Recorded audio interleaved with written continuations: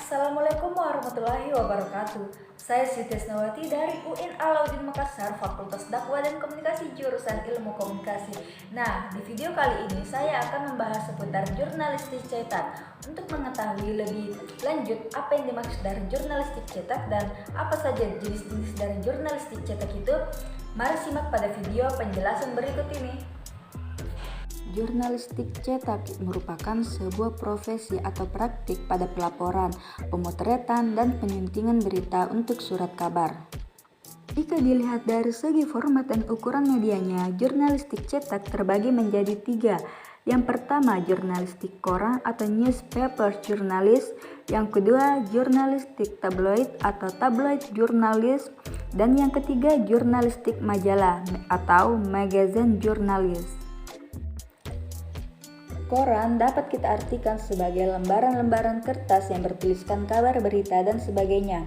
Koran terbagi dalam kolom-kolom, biasanya 8-9 kolom. Koran terbit setiap hari atau secara periodik. Surat kabar harian. Koran disebut juga surat kabar adalah media cetak dengan ukuran kertas broadsheet, yaitu format surat kabar terbesar dan ditandai oleh halaman vertikal panjang, biasanya 22 inci atau 56 cm. Karena biasanya terbit harian, koran sering juga disebut surat kabar harian atau daily newspaper. Koran berisikan informasi peristiwa yang terjadi setiap hari sebelumnya. Karena harus dicetak sebelum diedarkan pagi hari, maka koran harus dicetak dini hari, misalkan waktu pukul 3 dini hari. Koran umumnya terbit setiap hari, bahkan banyak koran yang menyebut medianya sebagai harian pagi. Pada masa jayanya, sebelum era internet atau era media online, ada koran yang terbit sehari 2 kali seperti koran seputar Indonesia atau Sindo yang terbit setiap hari di pagi sore. Selanjutnya yang kedua yaitu jurnalistik tabloid. Tabloid merupakan surat kabar ukuran kecil setengah dari ukuran surat kabar biasa yang banyak memuat berita secara singkat, padat, dan bergambar, mudah dibaca, umum, surat kabar sensasi, dan surat kabar kuning. Tabloid adalah media cetak ukuran setengah dari format broadsheet.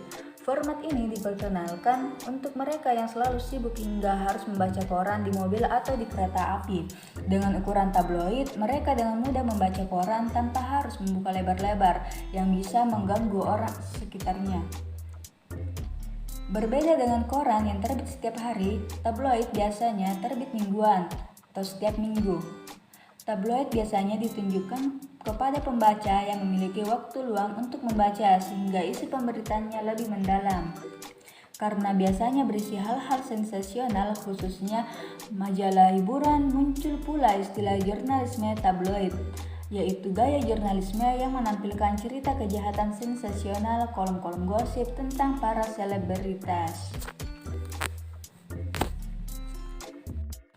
Berikutnya yang ketiga yaitu jurnalistik majalah. Majalah merupakan terbitan berkala yang isinya meliputi berbagai liputan jurnalistik dan pandangan tentang topik aktual yang patut diketahui pembaca. Menurut waktu penerbitannya dibedakan atas majalah bulanan, tengah bulanan, mingguan, dan sebagainya.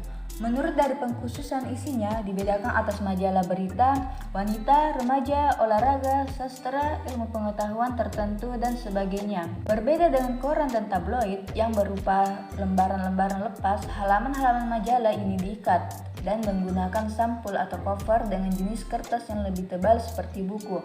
Majalah juga memuat pemberitaan ringan yang mendalam, namun majalah biasanya diterbitkan selama 1 bulan 1 kali. Halaman majalah biasanya penuh dengan warna, dominasi gambar menjadi kelebihan tersendiri sebuah majalah. Halaman juga cukup tebal, biasa mencapai 200 halaman. Isi majalah fokus pada tema tertentu seperti halnya tabloid.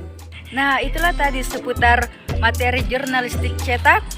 Dan apabila ada kesalahan, mohon dimaafkan, dan saya Siti Asnawati mengucapkan terima kasih telah menonton video saya dan sampai ketemu pada video berikutnya.